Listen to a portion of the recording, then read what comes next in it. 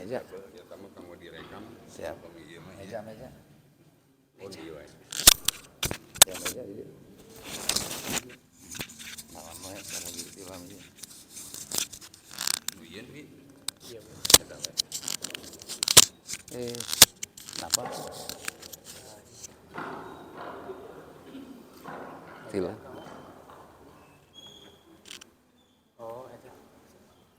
Oh alit teh. Teu ageung. Geung teuing sama teh. Daya alit tuh. Kios perjalanan. Buka heula Pak Haji. Langsung? Langsung. Oh.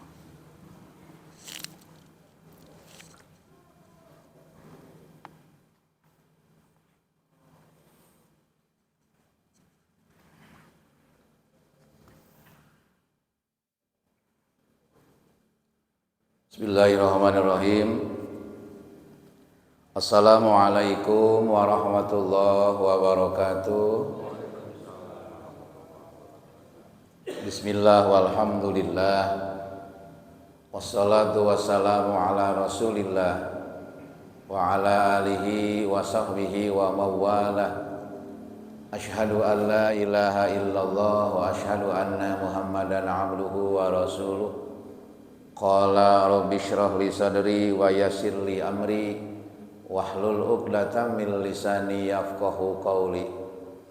Allahumma arinal haqqa haqqan warzuqna ittiba'ah wa arinal batila batila warzuqna ijtinabah. Amma ba'du.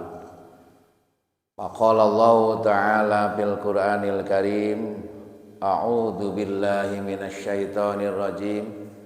Bismillahirrahmanirrahim. Innal ladzina yatsluna kitaballah wa aqamus shalah wa anfaqu mimma razaqnahum sirran wa alaniyah yarjuna tijaratan lan tabur. Al-ayah. Shadaqallahul adzim. Pertama-tama marilah kita sama-sama memanjatkan puja-puji dan syukur kehadirat Allah Subhanahu wa taala yang alhamdulillah dengan rahman dan rahimnya Allah, dengan kasih sayangnya Allah Subhanahu wa taala, kita masih dipercaya diberi umur sampai detik ini, sampai hari ini, dalam segala hal kebaikan dan kasih sayang Allah Subhanahu wa taala. Patut dan wajar serta wajib kita bersyukur kepada Allah Subhanahu wa taala. Semoga pujaan pujian syukur kita diterima oleh Allah Subhanahu wa taala.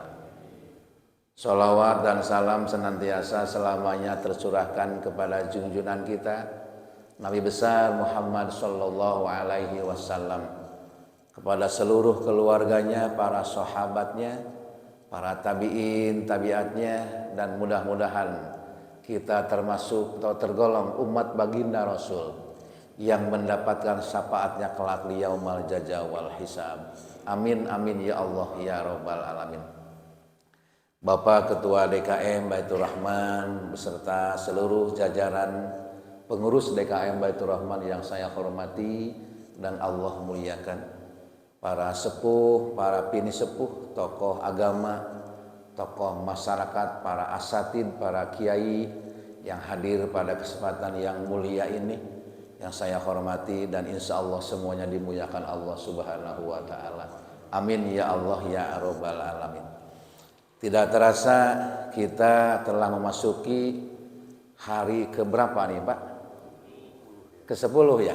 Nah, alhamdulillah hari ke-10 kita sedang menjalankan ibadah puasa di bulan Ramadan di tahun 2023 1444 Hijriah.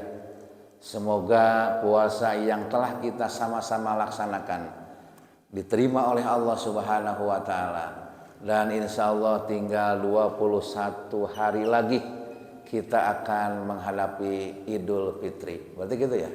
21 hari lagi. Semoga yang 21 hari ke depan dalam upaya menjalankan taat dan patuh kepada Allah yaitu dengan menjalankan ibadah puasa di bulan Ramadan. Kita diberi kesehatan oleh Allah, diberi kekuatan oleh Allah, dan yang paling utama diberi ketawakalan, keikhlasan dalam menjalankan ibadah kepada Allah Subhanahu wa taala. Hadirin wal hadirat rahimakumullah, segala suatu ibadah yang dilaksanakan oleh kita, baik yang langsung kepada Allah yang dinamakan ibadah mahdhah ataupun ibadah ghair mahdhah yang dilaksanakan dengan semua makhluk Allah Subhanahu wa taala, itu pasti akan diterima oleh Allah Subhanahu wa taala, tetapi tergantung kepada keikhlasannya kita dalam menjalankan ibadah tersebut. Hadirin wal hadirat rahimakumullah, kesempatan yang mulia ini, pengajian hari ini insyaallah ada 3 golongan judulnya, atau ya, ada 3 golongan manusia yang tidak akan merasa rugi dan tidak kunjung rugi. Kita hidup di dunia ini bagaikan orang yang sedang berniaga atau berdagang atau usaha. Seluruh manusia termasuk kita semuanya dalam melaksanakan usaha atau berniaga, semuanya pasti yang dicari adalah keuntungan. Tidak akan ada seseorang yang melaksanakan usaha atau perniagaan di muka bumi ini seumpamanya, ya Allah berikanlah kerugian kepada kami. Ada enggak lah kira-kira? Mohon ayahnya Pak. Pasti semuanya memohon kepada Allah, ya Allah berikanlah keberkahan dan keuntungan dalam melaksanakan usaha kami ini. Serta keberkahan ya Allah. Semuanya pasti gitu. Termasuk kita semuanya dalam melaksanakan ibadah kepada Allah diibaratkan orang yang sedang berniaga. Kata Allah Subhanahu wa taala dalam surah Fatir ayat 29 dikatakan, seluruh manusia yang 3 golongan tersebut tidak akan mengalami kerugian dunia apalagi kelak di akhirat. Yang pertama kata Allah Subhanahu wa taala, orang yang tidak pernah kunjung rugi atau tidak akan mengalami kerugian dunia maupun akhirat adalah yang pertama, bismillahirrahmanirrahim, innalladzina yatsluna kitaballah. Orang yang senantiasa istiqomah membaca kitab Allah Subhanahu wa taala. Orang yang selalu membaca Al-Qur'an. Pagi hari kita membaca Al-Qur'an, saya yakin para jamaah Baitur Rahman ini ahli-ahli semuanya dan istiqomah menjalankan ibadah lewat bacaan Al-Qur'an. Membaca Al-Qur'an adalah bagian daripada usaha kita untuk mencapai kesuksesan dunia maupun akhirat. Bahkan telah disampaikan pada waktu kemarin, ada beberapa golongan manusia yang Allah akan berikan syafaat kelak di yaumil kiamah lewat bacaan Al-Qur'an. Imam Muslim mengatakan dalam sebuah hadis, bismillahirrahmanirrahim, iqra'ul Qur'an fa innahu ya'ti yaumal qiyamah syafi'an li ashabi. Bacalah oleh kalian semua Al-Qur'an, karena Al-Qur'an yang dibaca dikala kita hidup kelak akan datang di yaumil qiyamah syafi'an, jadi penolong li ashabihi, bagi orang yang membacanya. Ibnu Zawazir mengatakan, dikala seseorang akan dipanggil oleh Allah Subhanahu wa taala, setelah itu diambil ruhnya oleh Allah Subhanahu wa taala, orang tersebut disimpan di tempat yang rata, kepalanya di sebelah selatan itu ya, terus kakinya sebelah utara. Maka orang yang ahli membaca Al-Quran, setelah orang tersebut akan dibungkus oleh kain kapan, oleh keluarganya atau oleh ustadznya, maka datanglah seorang laki-laki yang tampan mendekati kepada orang tersebut sambil duduk di sebelah kanan orang itu. Lalu mayit tersebut dibungkus dengan kain kapan dengan rapi, disolatkan, dibawa, dimasukkan ke dalam liang lahat, dimasukkan ke dalam kubur oleh keluarganya. Si orang tersebut selalu mendekati dan duduk di sebelah kanannya orang itu. Setelah itu kata orang tersebut berbicara kepada mayit, kalian jangan atau kamu jangan takut bahwa saya akan selalu mendatangi, akan selalu mendampingi selama engkau sebelum masuk ke dalam surganya Allah Subhanahu wa taala. Bayangkan, Pak. Orang yang ahli membaca Al-Qur'an sampai Allah Subhanahu wa taala mengutus seorang laki-laki yang tampan untuk membantu setiap pertanyaan malaikat munkar dan nakir.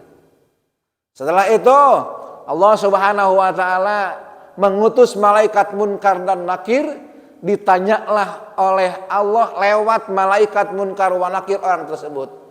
Tetapi orang tersebut yang ada di sampingnya menjawab semua pertanyaan daripada malaikat yang dilontarkan kepada si fulan atau kepada ahli kubur tersebut. Yang sehingga setelah semua beres pertanyaan malaikat munkar wa nakir dan dijawab oleh orang tersebut, maka orang tersebut menghamparkan sejadah dari kain sutra. Bagaimana kata orang tersebut? Kum kanamul arus, silahkan Anda tidur seperti orang yang pengantin, Pak. Kenikmatan Allah Subhanahu wa taala tidak sampai di situ, Pak. Tidak sampai di situ, karena orang yang ahli membaca Al-Quran setelah semuanya beres, maka orang tersebut ditidurkan oleh Allah Subhanahu wa taala sampai datang hari kiamat nanti. Setelah itu dibangunkan lagi, semua pertanyaan, jawaban-jawaban sudah disiapkan oleh orang tersebut dengan tujuan adalah apa kira-kira? Yaitu menghargai serta memberikan pahala kepada orang-orang yang membaca Al-Quran. Jadi firman Allah surah Fatir ayat 29 di ujungnya ada kalimat yarjuna tijaratan lan tabur. Orang yang membaca Al-Quran dengan lillahi ta'ala, Allah akan memberikan perniagaan lan tabur yang tak kunjung rugi.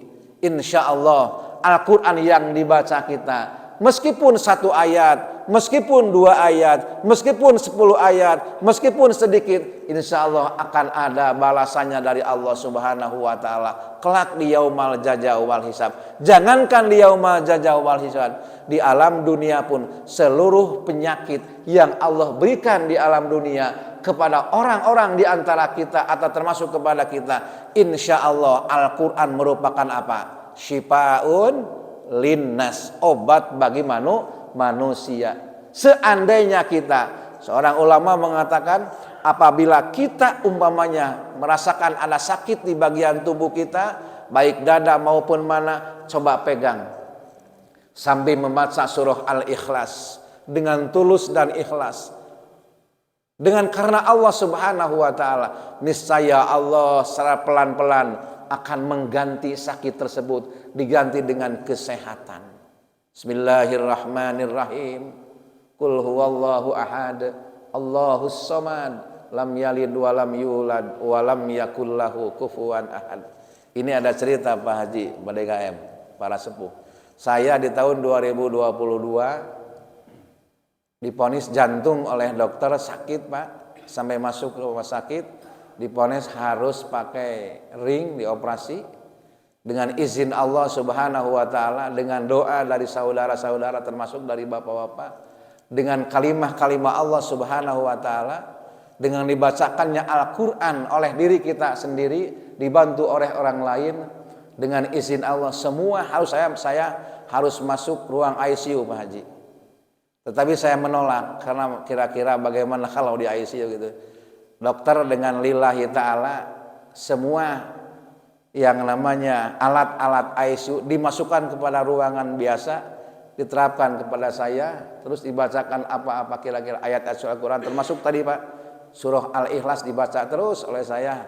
Dengan izin Allah Subhanahu wa ta'ala, Allah merasakan memberikan suatu kenikmatan kepada saya dan keheranan kepada dokter. Kata dokter, ini orang apa? Punya apa dan bagaimana? Padahal kita tidak punya apa-apa, cuman punya Allah dengan Al-Quran yang dibaca oleh saya. Para jamaah saya, bacalah Al-Quran dimanapun kita berada, apapun yang kita bisa. Jangan tertegun dari semua, misalkan kalau Pak Ustadz misalkan yang di sini Ya Allah, sudah paham baca Al-Qur'annya baik-baik soal. Kalau kita bagaimana Pak Ustadz? Misalkan tidak bisa membaca Al-Qur'an. Bapak, Ibu sekalian, bagian daripada Al-Qur'an itu bukan satu surat saja atau seluruh surat. Ada bagian yang hafal baik kita. Contoh, surah Al-Ikhlas kan kita hafal. Baca surah Al-Ikhlas. An-Nas kita hafal, baca surah An-Nas. Al-Falaq kita hafal, baca surah Al-Falaq. Al-Kautsar kita hafal, baca surah Al-Kautsar. Apapun yang kita bisa, baca dan baca. Bayangkan Pak, Al-Quran itu oleh ahli ulama-ulama yang paham lebih daripada kita, huruf Al-Quran yang sebanyak 30 juz, 114 surat itu ada 1.027.000 Pak. Huruf Al-Quran yang 30 juz itu ada 1.027.000 hurufnya saja. Kata Allah Subhanahu wa taala, barang siapa yang membaca bagian daripada Al-Qur'an satu huruf saja, Allah akan memberikan satu kebaikan. Satu kebaikan yang Allah balikan kepada kita sama dengan 10 pahala dari Allah Subhanahu wa taala di luar bulan Ramadan. Tapi kalau di bulan Ramadan, Rasulullah SAW menyatakan orang yang membaca Al-Quran satu huruf saja, Allah akan berikan 700 kebaikan Pak Haji. 700 kebaikan, satu huruf bayangkan. Bagaimana kalau 1.270.000 dikali 700, berapa Pak? Wah, nges teka hitungnya punya. Udah banyak yang Allah berikan kebaikan dari Allah Subhanahu. Untuk siapa? Ya untuk kita. Untuk kita yang bagaimana? Untuk kita yang ada kemauan untuk membaca Al-Quran. Coba lihatlah saudara-saudara kita atau guru-guru kita atau para kiai-kiai kita atau para siapa saja penghafal Al-Quran. Bagaimana kehidupannya? Enak atau susah? Enak kan, kelihatannya banyaknya. Orang yang suka membaca apa yang hafid atau hafidoh, orang-orang yang hafid Al-Quran, kehidupannya tidak akan susah. Oleh Allah udah dijamin. Kata Allah Subhanahu wa taala, lantabur, tidak akan pernah rugi. Tidak akan pernah mendapatkan kesusahan di dunia ini, apalagi kelak di akhirat. Itu yang pertama ya. Jadi bulan Ramadan tahun sekarang ini, jadikanlah Ramadan untuk kita semuanya bagian daripada orang yang cinta terhadap bacaan Al-Quran. Bacalah Al-Quran semuanya. Umpamanya alhamdulillah di Masjid Baitur Rahman ini kalau setiap hari atau bulan Ramadan itu sampai berapa khotam Pak Haji? Ibu-ibu 2 minggu. 2 minggu? Kami bapak-bapak full. Alhamdulillah itu kan ya, itu subhanallah tabarakallah. Terus apa efek daripada pembacaan Al-Quran itu? Efek dari bacaan Al-Quran ini insya Allah bukan hanya untuk pribadi, termasuk keluarga akan kebagian, termasuk orang di sekitar masjid kita akan kebagian daripada hikmah bacaan Al-Quran itu. Maka dari itu cintailah Al-Quran, bacalah Al-Quran, apalagi amalkanlah isi daripada Al-Quran. Itu yang pertama ya. Jadi yang pertama, orang yang tak akan kunjung rugi adalah orang yang senantiasa istiqomah membaca Al-Quran. Orang yang suka membaca Al-Quran, kelak di yaumil kiamah akan didatangkan seorang laki-laki yang akan membantu setiap pertanyaan malaikat yang dilontarkan kepada orang tersebut. Akan dijawab dengan lillahi ta'ala sampai orang pembaca Al-Quran ditidurkan oleh Allah dan kelak akan dibangunkan pada hari kiamat. Subhanallah, tabarakallah. Yang pertama. Yang kedua, kata Allah Subhanahu wa taala, orang yang tak akan pernah kunjung rugi adalah bagian daripada Al-Quran.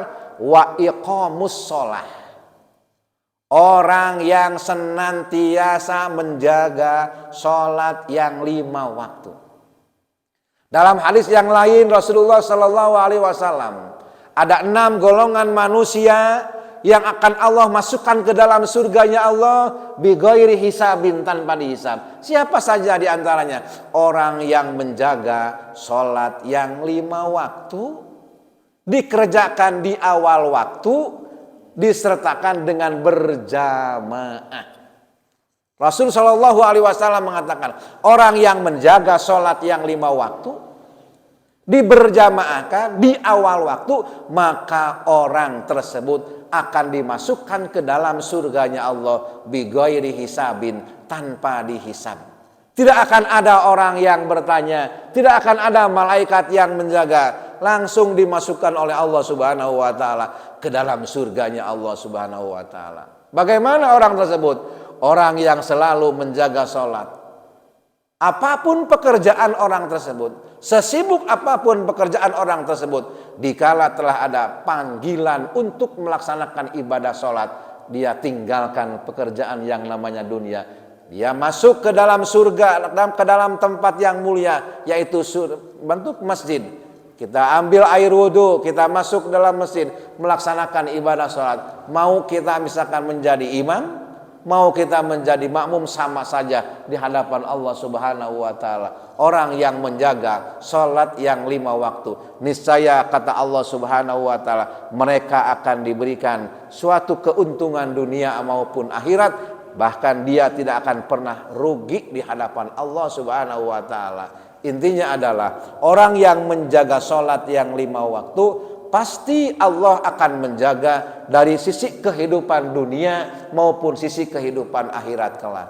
Dan orang yang meninggalkan sholat yang 5 waktu, Allah telah mengancam bahwa orang tersebut akan dimasukkan ke dalam tempat yang sangat hina, yaitu naru jahannam, neraka jahannam. Tapi orang yang menjaga sholat yang 5 waktu, pasti Allah akan masukkan ke dalam kemuliaan. Tempat yang paling mulia kelak adalah surga Allah akan diberikan kepada orang yang melaksanakan ibadah sholat. Para jamaah yang dimuliakan Allah Subhanahu wa taala, sholat itu terbagi 2, ada sholat fardu, ada sholat sunnah. Sholat fardu yang jelas dari mulai zuhur, asar, maghrib, isya dan subuh. Lalu sholat qobliyah atau sholat sunat adalah qobliyah, ba'diyah. Termasuk sholat sunat ada yang diistimewakan oleh Allah. Di antaranya kira-kira apa? Ada 2, Pak. Yang pertama, sholat sunat yang diistimewakan oleh Allah Subhanahu wa taala adalah sholat duha. Yang kedua adalah sholat tahajud. Rasulullah Shallallahu Alaihi Wasallam mengatakan, Bapak sekalian, Ibu, bahwa kelak di surga ada yang namanya babud duha, pintu duha namanya. Khusus babud duha itu untuk didiami, disinggahi, ditempati oleh orang-orang yang suka melaksanakan sholat duha. Diulang lagi ya Pak. Khusus untuk orang-orang yang suka melaksanakan sholat duha. Sedikitnya 2 rakaat. Alangkah baiknya kalau kita mampu untuk melaksanakan sholat duha itu sampai 12 rakaat Pak Haji. Apabila seseorang sudah mampu melaksanakan sholat duha 12 rakaat, apa yang namanya dunia bagi orang tersebut akan diberikan oleh Allah Subhanahu wa taala bagi orang yang mampu melaksanakan sholat duha 12 rakaat. Tapi sedikitnya Bapak Ibu sekalian, kita laksanakan sholat duha itu 2 rakaat sampai 4 rakaat sampai 6 rakaat, 8 rakaat, 10 rakaat. Finishnya adalah 12 rakaat. Itu diantaranya sholat duha yang 12 rakaat yang selalu dikerjakan oleh baginda Rasulullah Sallallahu Alaihi Wasallam. Atas mampu 12 rakaat Pak? Abot 12 rakaatnya. Tapi insya Allah kan kita mau sudah pada intinya saya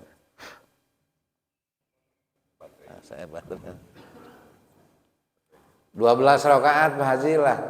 Insya Allah kita kan udah tua, kita udah tua, udah banyak tinggal di mana? Di rumah. Coba laksanakan. Untuk mencapai apa? Ya Allah, saya melaksanakan sholat duha hanya 1, untuk mencari keridhaan-Mu ya Rabb. Gitu aja. Apabila Allah telah ridho kepada kita, babud duha akan diberikan kepada jamaah Baitur Rahman yang suka melaksanakan sholat sunat duha. Amin. Yang kedua, sholat sunat yang diistimewakan oleh Allah Subhanahu wa taala. Kira-kira apa, Pak? Sholat sunat tahajud, ya Pak. Sholat sunat tahajud diistimewakan oleh Allah Subhanahu wa taala. Bahkan Allah berfirman, maqamam mahmudah. Orang yang suka melaksanakan sholat sunat tahajud akan ditempatkan di maqamam mahmudah, tempat terpuji. Apa kira-kira tempat terpuji? Ya surga lagi. Jadi ada sholat sunat yang diistimewakan selain daripada qobliyah, ba'diyah, yaitu sholat sunat tahajud dan sholat sunat duha. Mari kita laksanakan sama-sama. Paling sedikit Pak Haji, Bu Haji, laksanakanlah sholat duha, tahajud 2 rakaat. Tambah witir 1, jadi berapa? 3 rakaat. Kalau masih ada waktu, tambah lagi jadi 4 rakaat. Tahajudnya tambah witir 1 jadi 5. Atau 3 misalkan witirnya jadi 7, ya. Kalau saya beri kisi-kisi nih, sholat sunat ada yang harus kita laksanakan di malam hari sama jumlahnya seperti sholat wajib 1 hari 1 malam. Kalau kita misalkan melaksanakan sholat wajib 1 hari 1 malam, Pak Bu, ada berapa rakaat? 17 rakaat, ya. Duhur 4, asar 4, maghrib 3, isya 4, subuh 2. Saya masihkan kisi-kisi. Yang pertama, yang kita laksanakan ini di luar Ramadan, ya. Di luar Ramadan ini. Karena Ramadan kita sedang melaksanakan sekarang. Di luar Ramadan 17 rakaat cukup, Bu, Pak, malam hari itu. Kita bangun 2:30 umpamanya. Kita ke WC dulu, cuci bersih dulu, kita ambil air dulu. Coba jam 3 hamparkan sejadah. Yang pertama yang harus kita laksanakan, Pak Haji, kita melaksanakan sholat sunat syukril wudhu dulu, ya. Sholat sunat syukril wudhu. Kalau kita pakai usoli mangga, pakai tidak pakai usoli juga tidak apa-apa. Contoh, usoli sunatali syukril wudhu'i rakaataini mustaqbil kiblati adaan nilai Allahu akbar. 2 rakaat, Pak. Apa kira-kira? Kul ya dan kul huwe urang malah keureuh teu panjang teuing. Nah, setelah beres at-tahiyat, assalamualaikum, assalamualaikum. Kita duduk seperti tahiyat awal. Sini. Ya, kita menghadap ke kiblat seperti tadi. Kita sujud syukur namanya. Bismillahirrahmanirrahim. Nawaitu sajdata an asjuda syukron lillahi ta'ala. Allahu akbar. Ini next sujud apa? Sujud syukur. Kita sujud. Nah, di dalam sujud kita membaca doa. Sajada wajhi lilladzi khalaqahu wa sawwarahu bihaulihi wa quwwatihi fatabarakallahu ahsanul khaliqin. 3 kali. Kalau tidak bisa, subhanallah walhamdulillah wala ilaha illallah wallahu akbar. 3 kali. Duduk seperti ini lagi. Setelah itu kita baca Rabbik pilih. Setelah itu kita sujud lagi. Subhanallah walhamdulillah wala ilaha illallah wallahu akbar. Kita seperti tahiyat akhir posisi. Assalamualaikum warahmatullahi. Assalamualaikum warahmatullahi. Rasul Shallallahu Alaihi Wasallam pada suatu ketika, Bapak Ibu sekalian, ada seorang sahabat meninggal dunia. Nah, setelah Rasulullah SAW memerintahkan Sayyidina Abu Bakar, Sayyidina Utsman dan Sayyidina Ali untuk mengurus jenazah tersebut, kelihatan oleh baginda Rasul di atas orang yang sedang dimandikan itu ada semacam awan tebal yang menyelimuti orang tersebut sehingga matahari tidak tembus. Rasulullah SAW merasa heran, kok orang tersebut punya amalan apa kira-kira seperti itu ya? Sampai-sampai awan tersebut menghalangi matahari supaya tidak tembus kepada orang yang sedang dimandikan jenazahnya. Beres. Nah, antar kareta dimasukkan ke dalam kubur, ditanya keluarganya itu. Lawan bahasa orang mah ya kunaon akang-akang iya bisa kieu ya itu. Ditanyalah. Ternyata Bapak Ibu sekalian, orang tersebut selama hidupnya selalu mengerjakan yang tadi. Salat sunat syukril wudu namanya. Sholat sunat syukril wudu pahalanya akan Allah berikan kepada orang tersebut dikala kita membutuhkan pertolongan. Di dunia oleh Allah Subhanahu wa taala telah dihalangi, apalagi kelak di yaumil qiyamah. Syukril wudu itu adalah secara ininya adalah bersyukur kepada Allah Subhanahu wa taala. Makanya kalau hafal doanya juga sajada wajhi lilladzi khalaqahu wa sawwarahu bihaulihi wa quwwatihi fatabarakallahu ahsanul khaliqin. Intinya adalah kita bersyukur kepada Allah. Allah telah memberikan rupa, warna, apa saja kepada kita bersyukur kepadanya. Jadi bahasanya seperti itu. Pertama, syukril wudu 2 rakaat. Setelah kita melaksanakan sholat sunat syukril wudu, kerjakan oleh kita adalah sholat sunat taubat. Ya, apa bu, Pak? Sholat sunat taubat. Berapa rakaat? 2 rakaat. Syukril wudu 2, taubat 2. Jadi berapa? 4. Apa yang dibaca? Gampang. Kalau sholat sunat taubat, setelah membaca Al-Fatihah, baca ayat Robbana zolamna anfusana wa illam tagfir lana wa tarhamna lanakunanna minal khosirin. Berapa? 10 Pak Haji. 10 kali rakaat pertama. Rakaat kedua setelah membaca Al-Fatihah, membaca doa Nabi Yunus, la ilaha illa anta subhanaka inni kuntu minadz dzalimin. Itu doa Nabi Yunus. Yang pertama Robbana zolamna adalah doa Nabi Adam alaihi salam dikala Nabi Adam dan Nabi Yunus sedang dicoba oleh Allah Subhanahu wa taala setelah melaksanakan dosa, maka ada sholat sunat taubat. Sholat sunat taubat berapa rakaat? 2 rakaat. Setelah sholat sunat taubat 2 rakaat ditambah sholat sunat tahajud 8 rakaat. Syukril wudu 2 Pak Haji ya. Terus sholat sunat taubat 2 jadi berapa? Jadi 4. Ditambah tahajud 8 jadi berapa? Jadi 12. Sebelum witir sholat sunat hajat 2 rakaat. Jadi berapa? 14. Di akhir sholat ditambah witir 3 jadi berapa? Hanya betul tak? 17 rakaat. Coba laksanakan. Sama dengan sholat fardu. Itu dikerjakannya malam. Jadi Bapak Ibu sekalian, kalau yang sudah semacam itu alhamdulillah. Kalau yang suka melaksanakan sholat malam, sebelum itu kita laksanakan. Yang pertama sholat sunat syukril wudu, yang kedua sholat sunat taubat, terus sholat sunat tahajud, terus sholat sunat hajat, terus sholat sunat witir. Berapa rakaat? 3, 2, 2, 8, 2, 3. Jumlahnya sama dengan sholat fardu 17 rakaat. Apa jaminan dari Allah Subhanahu wa taala yang sedang kita bahas?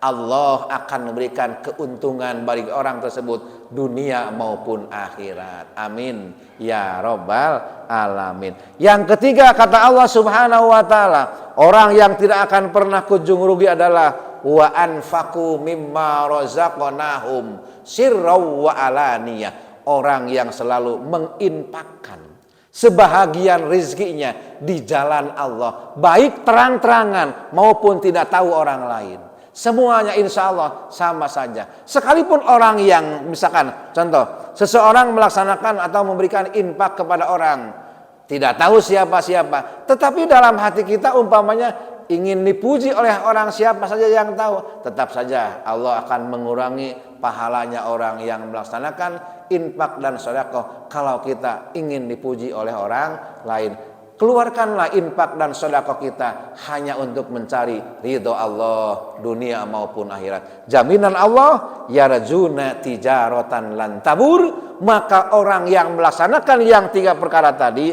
orang yang suka membaca Al-Quran, orang yang mendirikan sholat yang 5 waktu, apalagi ditambah sunat-sunatnya, terus Allah Subhanahu wa taala memberikan kelebihan rezeki kepada orang tersebut, Allah akan berikan keuntungan dunia maupun akhirat. 3 perkara Pak Haji, Bu Haji. apabila kita laksanakan, bukan kayaknya, pasti akan selamat dunia dan akhirat. Pasti akan untung dunia akhirat. Cukup sekian. Mudah-mudahan pengajian atau siraman rohani pada subuh kali ini mendapatkan rahmat dari Allah, keberkahan dari Allah Subhanahu wa taala, dan mudah-mudahan ibadah saum kita diterima oleh Allah, mudah-mudahan usia kita diberkahi oleh Allah, rezeki kita diberkahkan oleh Allah, usaha kita diberkahkan oleh Allah, dan mudah-mudahan apabila kita menghadap Allah, semoga Allah mewafatkan kita semua dalam keadaan husnul khotimah. Al-Fatihah. A'udzubillahi minasyaitonirrajim. Bismillahirrahmanirrahim. Alhamdulillahirabbil alamin. Arrahmanirrahim. Maliki yaumiddin. Iyyaka na'budu wa iyyaka nasta'in. Ihdinas siratal mustaqim. Siratal ladzina an'amta 'alaihim ghairil maghdubi 'alaihim waladdallin. Mohon maaf apabila ada kesalahan dan kekurangan. Wal afu minkum. Wassalamualaikum warahmatullahi wabarakatuh. Biasanya ayah bertaruh. Ayah pertaruhan mangga. Mohon mangga. Apabila Bapak dan Ibu ada pertanyaan mangga.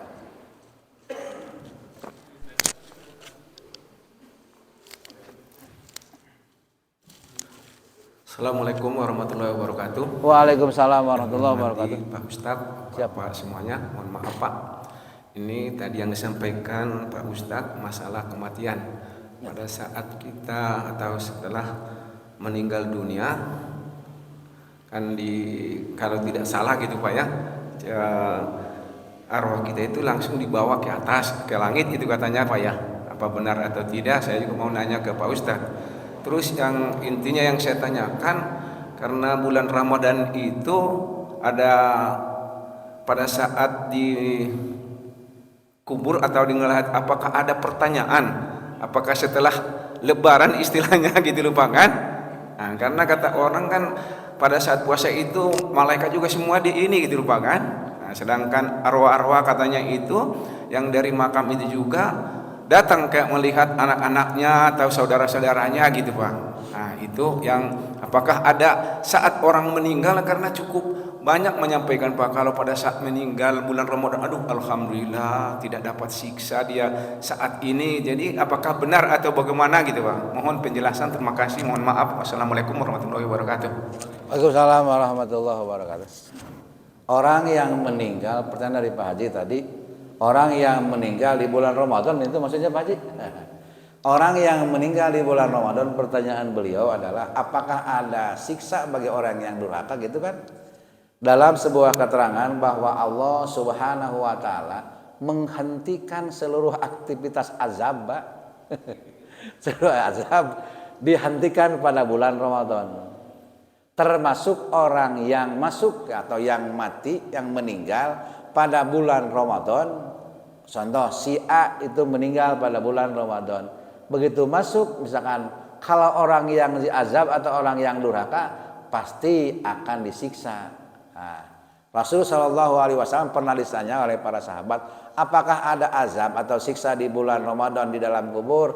Rasul Shallallahu Alaihi Wasallam mengatakan, insya Allah sementara kalau memang itu orang akan disiksa, tidak disiksa dulu oleh Allah Subhanahu Wa Taala di bulan Ramadan. Jadi kalau ini sedang ada orang yang disiksa oleh Allah, sedang diistirahatkan oleh Allah Subhanahu Wa Taala. Termasuk seluruh umat manusia kecuali orang yang kafir. Ya, orang kafir termasuk orang murtad.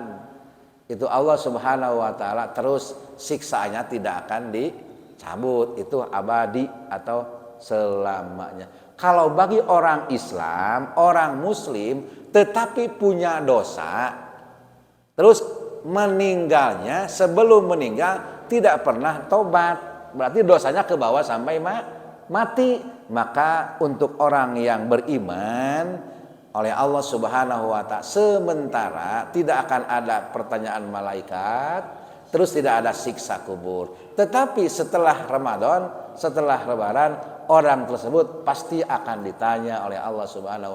Memang hadis tersebut kontroversi dengan hadis bahwa seluruh anak Adam apabila masuk liang lahat setelah 7 langkah orang yang menghantarkan jenazah tersebut akan dibangunkan oleh Allah, terus akan ditanya oleh Allah Subhanahu wa taala lewat malaikat munkar wa nakir. Tapi ada hadis mengatakan pertanyaan tersebut akan Allah hentikan di bulan Ramadan gitu, kecuali orang yang tidak beriman. Kan seperti kita orang beriman insya Allah, tapi kita pernah berbuat apa? Dosa. Pernah berbuat salah, terus kita meninggal tidak pernah tobat umpamanya, tidak punya merasakan salah. Contoh, kita suatu hari pernah menceritakan orang lain. Bu, Pak, saya bertanya, menceritakan kejelekan orang lain salah enggak? Salah, tapi kita tidak merasa salah. Itulah orang yang salah gitu. Tak orang kita, tapi kita beriman, dihentikan dulu Pak Haji. Seperti itu Pak Haji. Masih ada mah enggak? Masih jam genep misalnya 12 jam lagi itu lah sama maghrib. Masih banyak. Ibu pada bertanya. Mangga Pak Haji, mangga silakan Pak. Silakan.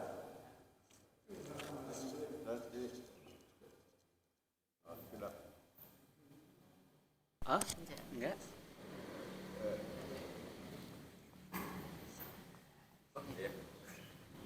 Assalamualaikum warahmatullahi wabarakatuh. Assalamualaikum warahmatullahi wabarakatuh. Ini pertanyaan saya singkat aja, Pak Ustadz. Siap Bang Pak. Yang dimaksud lalai dalam menjalankan sholat itu, apakah kita telat ketinggalan 1 rakaat, padahal kita di lingkungan masjid gitu ya? Itu termasuk lalai nggak Pak Ustadz? Itu aja. Terima kasih. Assalamualaikum warahmatullahi wabarakatuh. Waalaikumsalam warahmatullahi wabarakatuh. Pertanyaan yang sangat bagus dari Bapak tadi. Sholat bagi orang yang masbuk ya Pak, apakah termasuk lalai? Nah, ini ada dua jawaban. Kalau orang tersebut menunggu misalkan orang lain membaca Allahu Akbar, baru kita misalkan contoh seorang yang suka kopi atau suka rokok seperti saya, ya kita habiskan dulu rokok dan kopinya, sementara misalkan Pak Ustadz sudah qomat, nanti setelah imam masuk Bismillahirrahmanirrahim baru kita membuang kopi dan rokoknya, itu termasuk lalai Pak. Kalau kita buru-buru dari rumah, contoh macet, nah itu kan atau Nabi ada suatu hal yang harus ditolong. Umpamanya kita berjalan dari rumah, di tengah jalan ada kakek-kakek atau nenek-nenek yang perlu dibantu, itu tidak termasuk lalai. Atau membantu orang yang kecelakaan umpamanya, itu tidak termasuk lalai. Kalau kita misalkan nongkrong dulu sama tukang parkir, gimana sekarang rame enggak, sambil merokok dan mengopi, imam udah Allahu Akbar, itu lalai Pak. Kalau misalkan kita itu tidak termasuk lalai, kita buru-buru benar mau berjamaah sama dengan imam, mau ikut rakaat awal sampai akhir, tapi ternyata tidak keburu. Contoh di masjid misalkan toiletnya penuh, tempat wudhunya umpamanya penuh, tidak termasuk lalai Pak. Kalau misalkan hal-hal yang tidak baik kita laksanakan, menunggu misalkan imam menjadi membaca surat, misalkan contoh seperti orang yang kurang baik, termasuk kita kadang-kadang. Kalau kita tarawih itu mencari imam yang cepat, betul? Misalkan suatu hari kita datang masuk ke tempat misalkan yang kebetulan imamnya itu Bismillahirrahmanirrahim. Kira-kira banyak pengikutnya atau sedikit? Sedikitan, cek urang, cek nu teu bener teh apa? Ieu masalah masjid ieu mah ieu. Kan kitu nyebutna teh salah asup masjid ieu mah ieu. Teu kabeneran. Itu orang lalai itu, Pak. Jadi insya Allah jamaah Baitur Rahman tidak seperti itu, mungkin sebagian. Gitu Pak.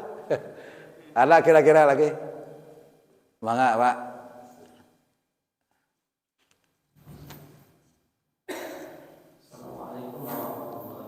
Waalaikumsalam warahmatullahi wabarakatuh. Saya mau menanyakan tentang masalah sholat Jumat, Ustaz. Sholat Jumat ya. Ada kata-kata sholat nama sholat, yang mana di situ ada sholat makmum yang ketinggalan dalam melaksanakan sholat Jumat atau makmum itu masuk. Lalu sholat makmum itu apakah ingin salam ketika imam salam atau gimana Ustaz? Terima kasih. Masbuk dalam sholat Jumat. Nah, Kalau masbuk dalam sholat zuhur udah biasa kan? Bagaimana kalau masbuk dalam sholat Jumat? Apa kita langsung ikut salam atau tidak? Tidak ikut salam, teruskan lagi 1 rakaat lagi kalau memang itu masbuk. Meskipun itu termasuk ibadah yang sangat berbeda dengan ibadah sholat yang lain. Karena contoh, di masjid ini kalau pendapat Imam Syafi'i kan melaksanakan ibadah sholat Jumat itu harus syaratnya 40 orang yang kalau menurut pendapat Imam Syafi'i, imam yang lain 4-3 juga jadi gitu atau 9. Tapi Imam Syafi'i misalkan kebanyakan paham yang ada di Bandung Kidul contohnya, kebanyakan paham Imam Syafi'i kalau 40 orang misalkan kurang itu harus sholat sholat mu'adah, sholat duhur lagi 4 rakaat.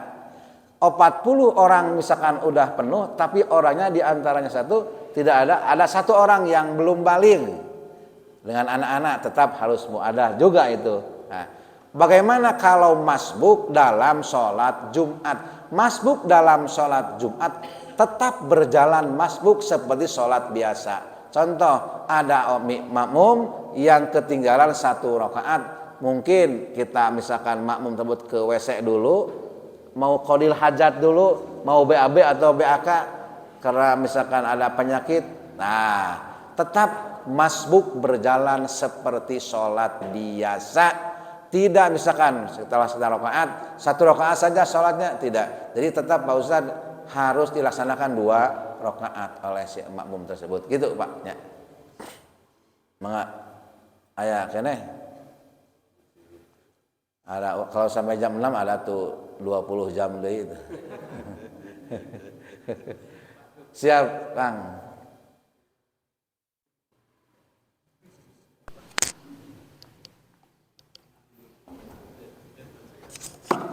Assalamualaikum warahmatullahi wabarakatuh. Assalamualaikum warahmatullahi wabarakatuh.